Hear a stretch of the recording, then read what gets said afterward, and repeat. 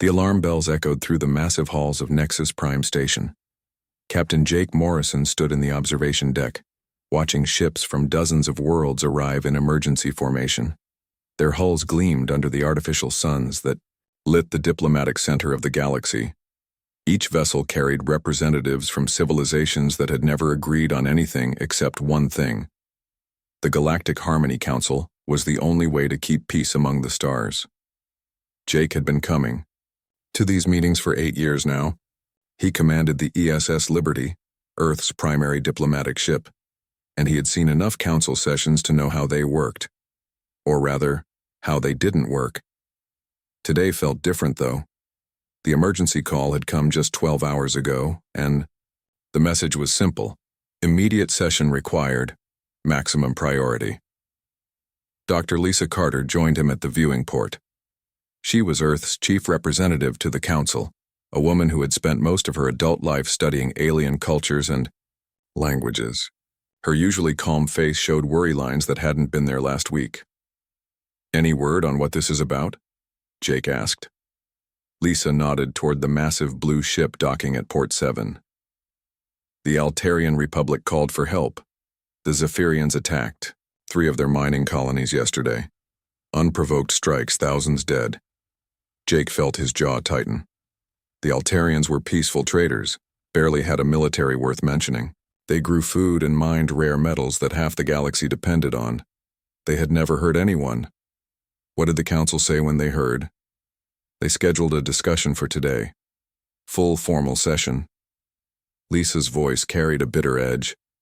Because, apparently when people are dying, the important thing is to follow proper procedure. They made their way to the Great Assembly Hall, a circular chamber that could hold representatives from all 847 council worlds. Today, only about 200 species had sent delegates. The rest would participate through hologram or send their votes later. Jake took his place in the human observation section while Lisa walked down to the main floor where the active representatives sat. The session began with the usual ceremonies: ancient words in dead languages, formal greetings between species that had been enemies for centuries before the council brought them together. Jake had memorized most of it by now. But today, every minute of ceremony felt like time stolen from the people who needed help. Finally, Ambassador Keth Moore of the Altarian Republic stood to speak. The tall, thin alien's blue skin had paled to almost white, and his forearms shook as he activated the translator device. "Honored council members," Keth Moore began, his translated voice carrying across the chamber. 3 days ago, Zephyrian battle fleets attacked our mining colonies in the Petra system. They gave no warning. They made no demands. They simply began destroying everything they found. The hall remained silent. Jake could see representatives checking their personal devices, whispering to aides, doing anything except paying attention to the desperate alien begging for help. The colonies on Petra 2 and Petra 4 are gone. Everyone there is dead. The attack on Petra 6 was stopped only because our emergency beacon reached a freight convoy that scared them off. But they will return. Our people are hiding in caves and emergency shelters waiting for death. Kethmore paused, his large eyes scanning the chamber. We have no military. We have no weapons that can stop Zephyrian battlecruisers. We are asking the council to help us, please. Send ships, send protection, send anything that can save our people. The silence that followed felt like a physical weight.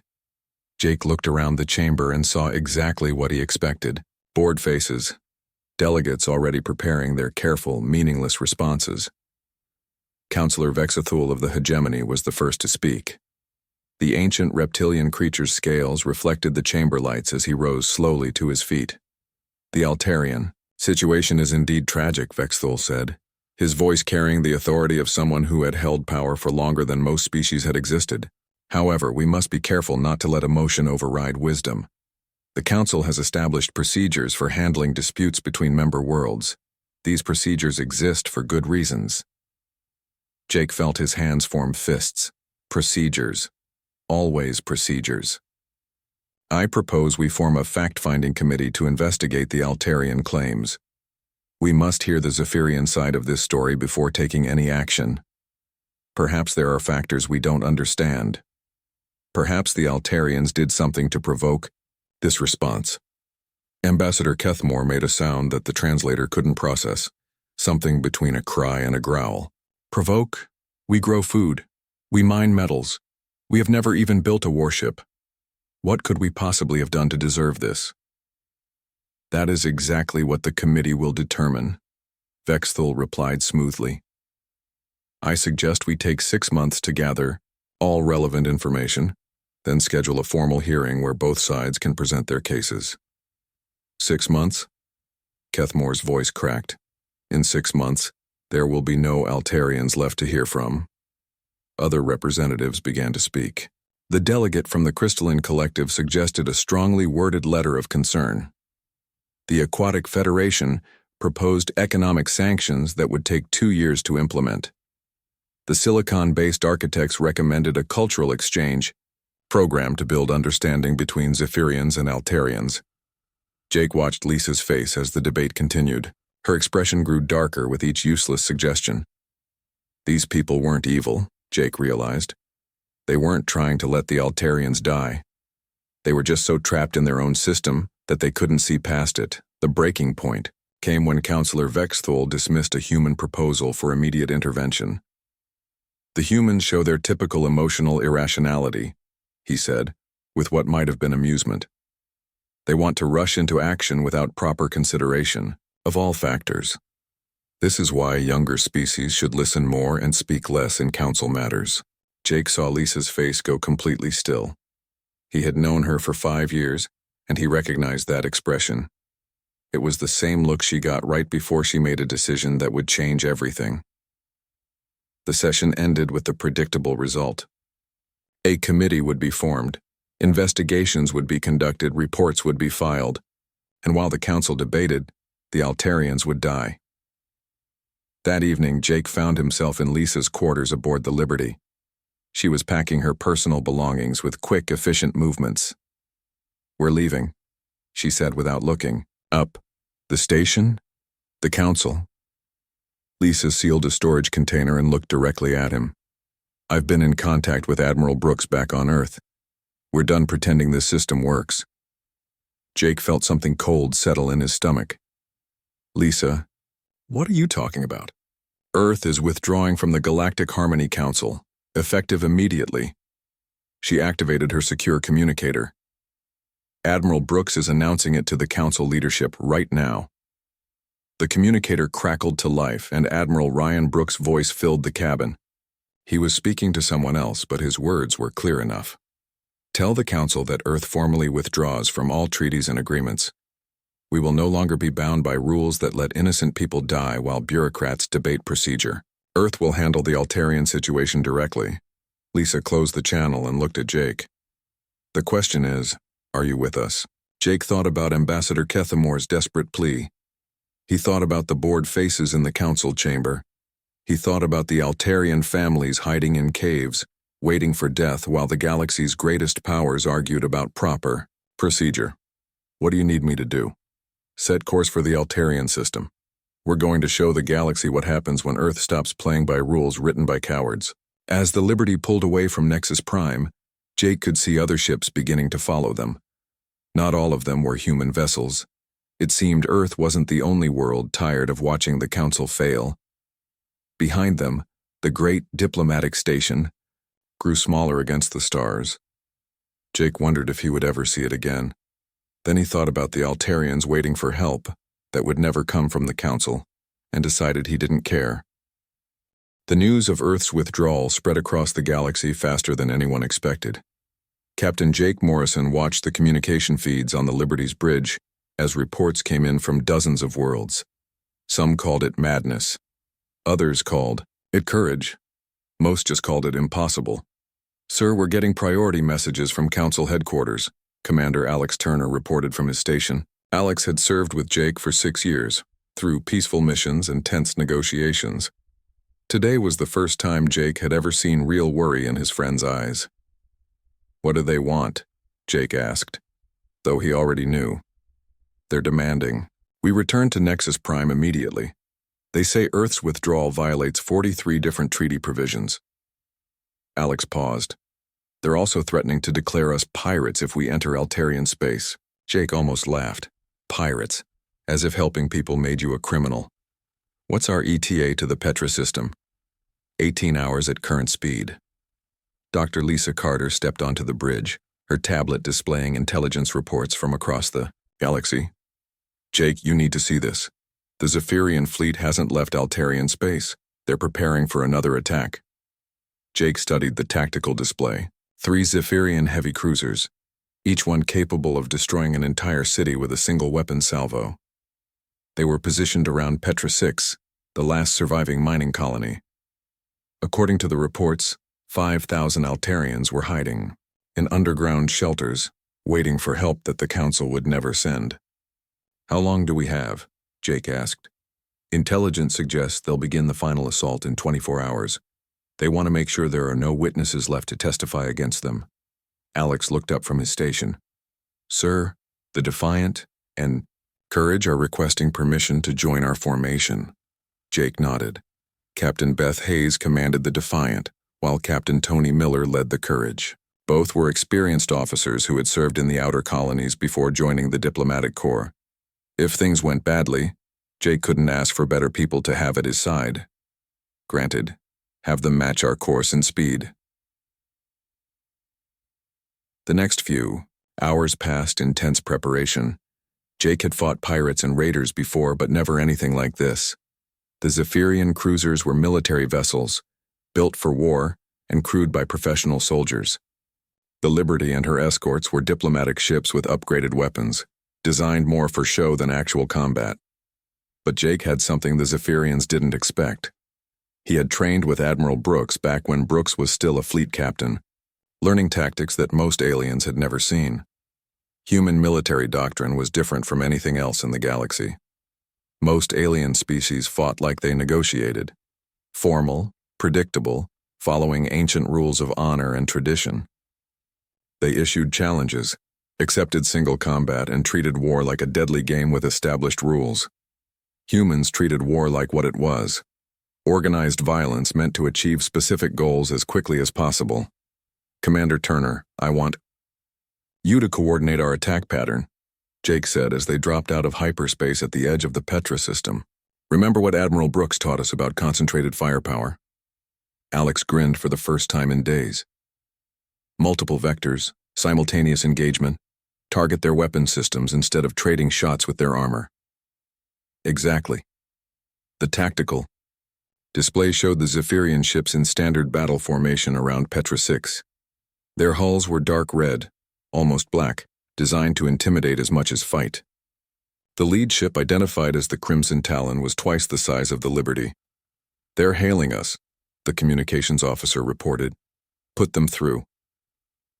The main screen flickered to life, showing a Zephyrian commander with the ritual scars of a career warrior across his scaled face. His voice carried the arrogance of someone accustomed to easy victories. Human vessel, you have entered a Zephyrian military operation zone. Withdraw immediately or be destroyed. Jake stood up, making sure the alien could see his uniform and rank insignia. This is Captain Jake Morrison of the Earth Space Service. You are in Altarian space attacking civilian targets. Withdraw your forces now, or we will stop you. The Zephyrian laughed, a harsh sound that needed no translation. 3 small ships against my battle group? You humans are even more foolish than the Council claims. I will enjoy adding your wreckage to the debris around this pathetic world, the fee. Transmission cut off. Jake turned to his crew, all of whom were watching him with expressions of trust and determination. All ships execute attack pattern Alpha. Hit them fast, hit them hard, and remember that 5,000 innocent people are counting on us. What happened next became legend in human space forces. The 3 Earth ships didn't approach in a straight line like traditional galactic warfare dictated. Instead, they split up, approaching from 3 different angles while jamming Zephyrian sensors with electronic interference. The Defiant came in low, skimming the planet's atmosphere to mask her approach. The Courage swung wide, using the system's asteroid belt as cover. The Liberty drove straight at the enemy formation, but at the last second veered aside and began a spiraling attack run that no Zephyrian tactical computer had been programmed. To counter, Commander Turner coordinated the assault with precision that would have impressed Admiral Brooks. Instead of trying to penetrate the enemy's heavy armor, the human ships targeted weapon systems, sensor arrays, and engine components. Instead of the formal exchange of fire that Zephyrians expected, they found themselves under simultaneous attack from multiple directions. The Crimson Talon, flagship of the Zephyrian force, took concentrated fire from all three human ships. Her weapon batteries sparked and died under the precise assault. Her engines flickered and failed as the Courage's torpedoes found their mark. Within 4 minutes, the mighty battle cruiser was drifting helplessly, unable to fight or flee. The other two Zephyrian ships, seeing their commander's vessel defeated so quickly, made a decision that would have shocked the Council. They ran. Without a word of explanation or threat of return, they jumped to hyperspace and fled the system. Jake looked around his bridge, hardly believing what had just happened. Damage report. Minor hull scoring on our port side. Nothing serious, Alex reported. He was grinning like a kid who had just won his first fight. The Defiant reports some overheated power couplings, but they're operational, communications added. The Courage says they're ready for another round if needed. Jake activated the general communications array. Attention, Altarian survivors on Petra 6. This is Captain Morrison of the Earth Space Service. The Zephyrian threat has been neutralized. You are safe to leave your shelters. The response came quickly, a transmission filled with what could only be described as tears of relief. Captain Morrison, this is Colony Administrator Gentall. We cannot express our gratitude. The Council told us no help was coming. The Council was wrong, Jake replied. Earth keeps its promises. While his crew began rescue operations for the Altarian survivors, Jake received an urgent message from Dr. Carter back on Nexus Prime. She had stayed behind to observe the Council's reaction to recent events. Jake, you need to know what's happening here. The Council is in complete chaos. Half the member species are demanding emergency sessions to discuss Earth's actions. The other half are questioning why it took humans to do what the Council should have done. Jake listened as Lisa described scenes he had never imagined. The Crystalline Collective had walked out of a formal session, declaring they were tired of empty words. The Aquatic Federation was demanding answers about why their military couldn't achieve what 3 human ships had done in minutes. Most shocking of all, the Veltharian Trade Confederation, Earth's first contact species, had publicly praised human actions and criticized Council inaction.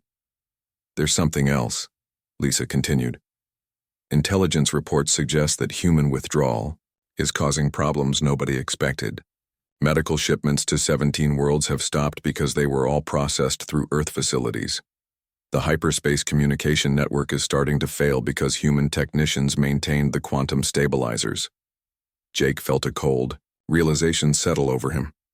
Earth hadn't just been a member of the Council. They had been the foundation that held galactic civilization together. How bad is it? Bad enough that Counselor Vexthul himself has requested a private meeting with Earth representatives. The same alien who called us emotionally irrational 12 hours ago wants to negotiate. Jake looked out at Petra 6, where human rescue shuttles were bringing Altarian families to safety. Children who had been hiding in caves were now laughing as they saw sunlight again.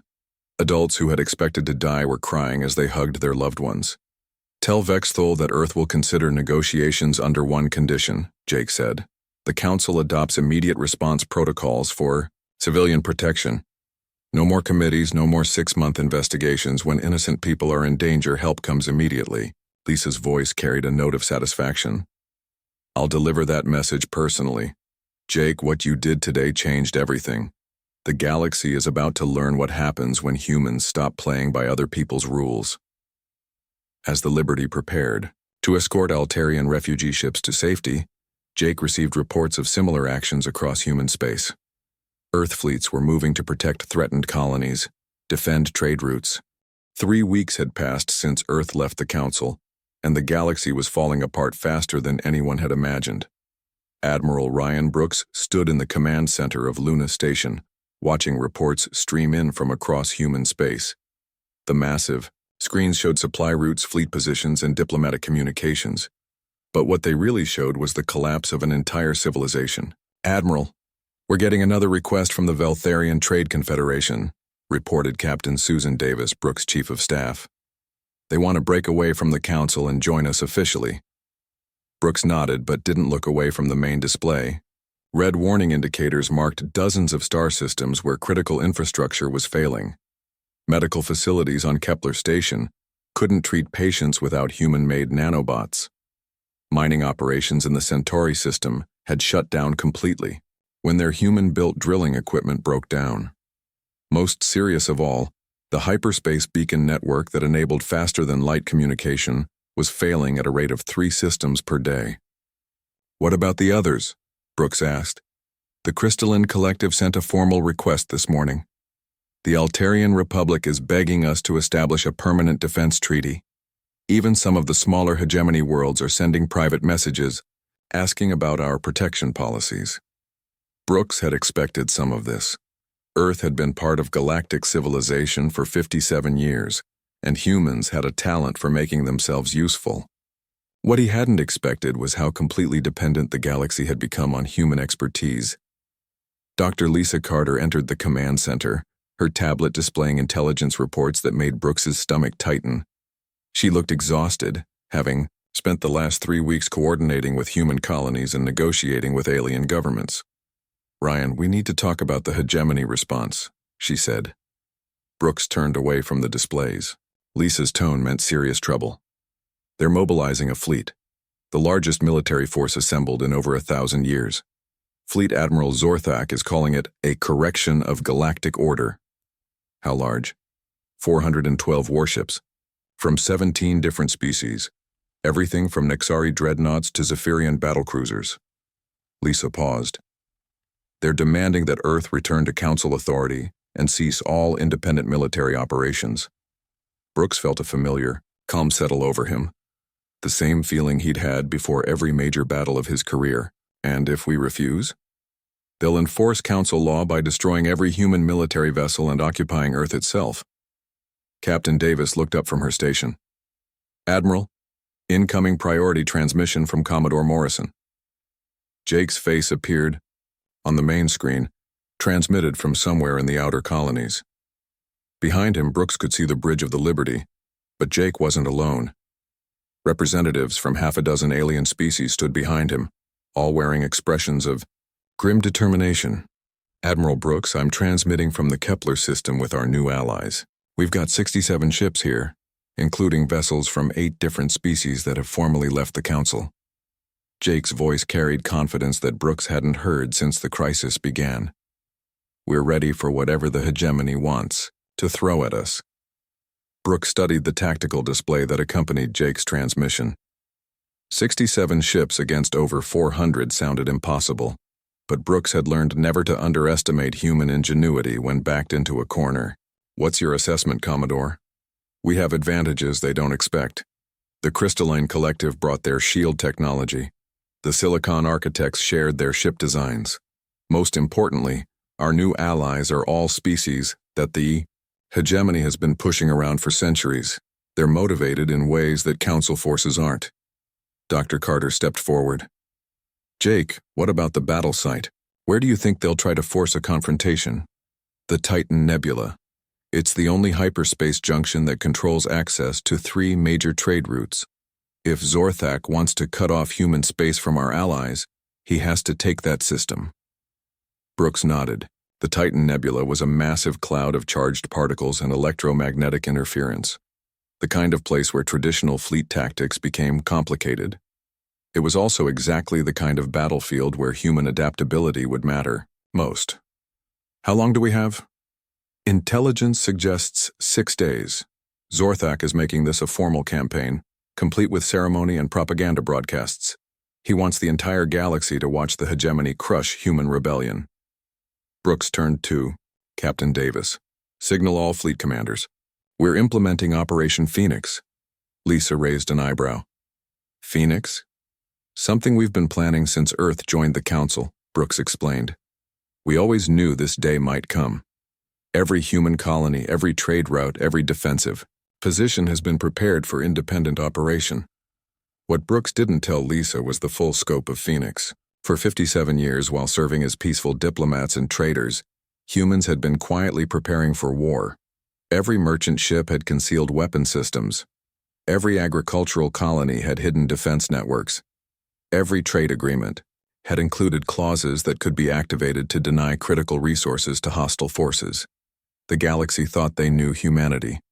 They were about to learn how wrong they were. The confrontation came exactly where Jake had predicted. Fleet Admiral. Zorthak's massive armada dropped out of hyperspace at the edge of the Titan Nebula, in perfect formation. A display of overwhelming power designed to crush enemy morale before the first shot was fired. Zorthak himself commanded from the bridge of the Eternal Dominion, a dreadnought so large it carried its own manufacturing facilities. The ancient Nexari had fought in more battles than most species had recorded in their entire histories, and he had never faced a force he couldn't overwhelm through sheer numerical superiority. "Scan for human vessels," he ordered his tactical officer. "Admiral, we're detecting 68 ships in defensive formation near the nebula's edge. Mostly human designs, but several alien configurations we don't recognize." Zorthak studied the tactical display with the confidence of someone who had never lost a major engagement. The human force looked impressive enough, but against over 400 hegemony vessels, the outcome was predetermined. "Open communications. Let me speak to their commander." Jake Morrison's face appeared on the main screen, transmitted from the bridge of his flagship. Behind him, Zorthak could see human officers working with calm efficiency that seemed inappropriate for people about to die. "Fleet Admiral Zorthak," Jake said with a respectful nod. "You're a long way from hegemony. Space. Human, you will surrender your vessels immediately and submit to Council authority. Your species has violated every principle of galactic law. This rebellion ends now." Jake's expression didn't change. "Admiral, with respect, Earth is no longer bound by Council law. We left, remember? You can't violate laws that don't apply to you. Laws apply to everyone, human. That is what makes them laws. You will surrender, or you will be destroyed." "Or," Jake said calmly, "you could turn around and go home. Save everyone a lot of trouble." Zorthak's patience finally snapped. Begin the attack, destroy them all. What happened next would be studied in military academies for generations. The hegemony fleet advanced in traditional formation, expecting to overwhelm the smaller human force through concentrated firepower. Instead, they found their enemies had vanished into the nebula's electromagnetic chaos. The Titan Nebula wasn't just cover for the human fleet. It was their weapon. Jake had spent weeks studying the nebula's properties with help from the Silicon architects, learning how to use the charged particles and magnetic fields as tactical advantages. Human ships appeared and disappeared like ghosts, striking from unexpected angles and vanishing before the enemy could respond. The nebula's interference made traditional targeting systems useless, but humans had developed new techniques that turned the environment to their advantage. Captain Alex Turner, now commanding his own ship, led a squadron of fast attack vessels in hit-and-run strikes against hegemony supply ships. Each attack was perfectly coordinated, destroying critical support vessels before disappearing back into the nebula's protection. The crystalline collective ships used their unique shield technology to create false sensor readings, making the hegemony fleet shoot at ghosts while real threats approached from different directions. The Silicon architects' advanced designs allowed for maneuvers that traditional starship engineering couldn't match. But the real game changer came when Dr. Carter's intelligence team identified the hegemony fleet's greatest weakness. All 400 ships were networked together for enhanced coordination, sharing tactical data through a single communication system. "Jake," Carter's voice came through the secured channel. "Their entire fleet is connected through quantum communications links. If we can get a virus into their network," Jake understood immediately. "Can we do it?" Kevin Nash thinks so. He's been working with the cyber warfare team since this started. They've developed something that should cascade through their entire communication system. The attack came from an unexpected source. A single human shuttle, apparently damaged and drifting, was picked up by a hegemony rescue vessel. By the time they realized their mistake, Kevin Nash's virus was already spreading through their network. Within 2 hours, Zorthax. The victory at Titan Nebula sent shockwaves across the galaxy that no one had expected. Admiral Ryan Brooks watched the reports come in from his command center on Luna Station, each one more surprising than the last. The defeat of Fleet Admiral Zorthak hadn't just been a military victory. It had broken something fundamental in the way the galaxy understood power. Admiral, we're getting formal requests for Alliance membership from 43 different worlds, Captain Susan Davis reported, her voice filled with amazement. That's just in the last 6 hours. Brooks studied the tactical displays showing ship movements across known space. Where he had expected retaliation and escalation, he was seeing something else entirely. Hegemony worlds were declaring independence from their own government. Council species were abandoning Nexus Prime in growing numbers.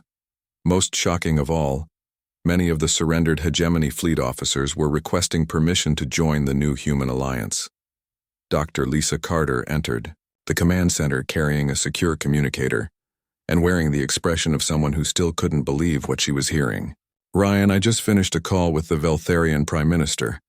They're formally dissolving their council membership and requesting immediate entry into what they're calling the Terran Commonwealth. She paused. They also want to know if we can help them establish new trade agreements with our other allies. Terran Commonwealth? Brooks asked. That's what they're calling us. The name is spreading faster than our official communications. Apparently, when you beat the hegemony's greatest fleet admiral, people start thinking of you as more than just rebellious humans. Brooks activated the main communication array. Get me Commodore Morrison. Jake's face appeared on the screen, transmitted from somewhere in the outer systems. He looked tired but satisfied, the expression of a soldier who had done something he never expected to survive. Admiral Brooks, good to see you. We're currently escorting the last of the hegemony prisoners back to their home systems. Most of them are asking questions about our alliance policies. Questions. They want to know if their worlds can apply for Commonwealth membership. Seems like a lot of hegemony citizens are tired of being ruled by fear. Jake's smile was visible even across the light years. Admiral Zorthak himself asked me to deliver a personal message to you. What did he say? He said that in 400 years of military service, he had never encountered an enemy that offered medical aid to wounded prisoners during active combat. He wants to know if his people can learn from our example. Brooks felt something shift in his understanding of what they had accomplished. They hadn't just won a battle. They had demonstrated a completely different way of thinking about power and responsibility. Jake, I want you to coordinate with Dr. Carter on establishing formal Commonwealth policies. We're going to need actual laws and procedures if we're going to govern an alliance this large. The next few weeks passed in a blur of diplomatic activity that made the old council's pace look glacial by comparison. The Commonwealth's founding principles were simple enough that they fit on a single page. Immediate response to aggression against civilian populations, protection of trade and communication routes, and mutual defense for all member worlds. Unlike the Council's thousands of pages of treaties and procedures, Commonwealth law was designed to be understood by anyone who could read. More importantly, it was designed to be enforced quickly and effectively. Ambassador Helen Walsh, Earth's former representative to the Council, found herself in the strange position of being the Commonwealth's first Minister of External Affairs. Her first official act was to travel to Nexus Prime for a final meeting with what remained of the old Council. The great assembly hall that had once hosted delegates from 800 worlds now held fewer than 60 representatives. The hegemony's core worlds still maintained their council membership, along with a handful of species too isolated or too proud to admit the old system had failed. Councillor Vexthul, the ancient Nexari who had dismissed human concerns as emotional irrationality, sat at the front of the nearly empty chamber. His scales had lost their lustrous shine and his voice carried none of its former authority. Minister Walsh, he said formally, the Council is prepared to discuss terms for Earth's return to proper galactic governance. Helen stood in the same spot where Dr. Carter had pleaded for Altarian lives just months earlier. The irony wasn't lost on her. Councillor Vexthul, I'm not here to negotiate Earth's return. I'm here to offer Council worlds the opportunity to join the Commonwealth. The silence that followed was deafening.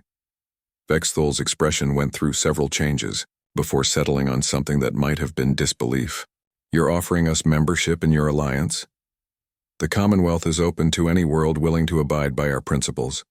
That includes former Council worlds, former hegemony worlds, and independent systems that want protection and trade opportunities. Helen activated a holographic display showing the current Commonwealth membership. 78 worlds spanning nearly 60% of galactic civilization, connected by trade routes that functioned better than anything the Council had managed in centuries. We judge members by their actions, not their political history. If Council worlds want to join us, they're welcome to apply. Vexthol studied the display for a long moment. And if we refuse? Then you continue as you are. The Commonwealth doesn't force membership on anyone. We just don't provide protection or trade access to worlds that aren't part of our alliance. It wasn't a threat exactly, but the implications were clear. In a galaxy where the Commonwealth controlled most of the essential trade routes and resources, remaining outside the alliance meant economic isolation.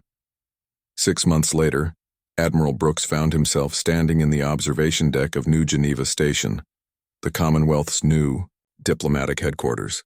Unlike Nexus Prime's imposing architecture designed to intimidate, New Geneva felt more like a trading post where people came to solve problems and make deals. Dr. Carter joined him at the viewing port, watching ships from dozens of worlds dock. At the station's multiple harbors, human vessels worked alongside crystalline collective science ships, Altarian cargo haulers, and even a few converted hegemony cruisers flying Commonwealth flags. Any regrets? She asked. Brooks considered the question seriously. About leaving the Council? No. About the way things happened? Sometimes. What do you mean? We didn't set out to become the dominant power in the galaxy. We just wanted to save some innocent people from dying while politicians debated procedures. Lisa smiled. And look what happened. We saved the Altarians, defeated the hegemony, and accidentally created the most successful interstellar alliance in galactic history. The question is, what do we do now? Now we prove that power can be used responsibly. That strength can serve justice instead of just serving itself. A priority message interrupted their conversation. Captain Morrison's face appeared on the communication screen, transmitted from the Commonwealth patrol ship Defiant. Admiral Brooks, we've got a situation in the Outer Rim. Pirates are attacking merchant convoys near the Kepler trade route. 3 ships have been destroyed, and there are civilian casualties. Brooks and Carter exchanged a look. In the old system, this would have meant committee meetings, investigation reports, and months of debate before any action was taken. Jake, how long until you can reach the area? 18 hours at maximum speed. You are authorized to use any necessary force to protect civilian shipping. Make it clear that Commonwealth trade routes are not open hunting grounds for pirates. Understood, Admiral. We'll handle it. The communication ended, and Brooks turned back to the viewing port. Outside, he could see the Commonwealth flag flying alongside the banners of 78 different worlds. Each one represented people who had chosen cooperation over conflict, justice over politics, action over endless debate. A year ago, Earth had been just another member of a failing galactic government. Today, they led an alliance that was reshaping interstellar civilization according to principles that put the protection of innocent life above all other considerations. Dr. Carter broke the comfortable silence. You know what the strangest part is? We're doing exactly what the Council was supposed to do. Keep peace, protect trade, and make sure strong worlds don't prey on weak ones. We just do it without the bureaucracy. Brooks nodded. Maybe that's the real lesson here. Good government isn't about complex procedures and ancient traditions. It's about being willing to act when action is needed, and having the strength to back up your principles. In the distance, a new ship was approaching the station. Its hull bore the markings of the former Council world Epsilon Cygni, one of the last holdouts that had finally requested Commonwealth membership. Brooks watched it dock alongside vessels from dozens of other worlds, all united by the simple idea that civilization should protect its weakest members rather than sacrifice them to political convenience. Earth had left the council and chaos had indeed followed fast. But from that chaos had emerged something better. A galaxy where justice moved as quickly as communication, where strength served conscience, and where no one had to die alone while politicians debated whether their lives were worth saving. The race. Commonwealth wasn't perfect, but it was something the galaxy had never,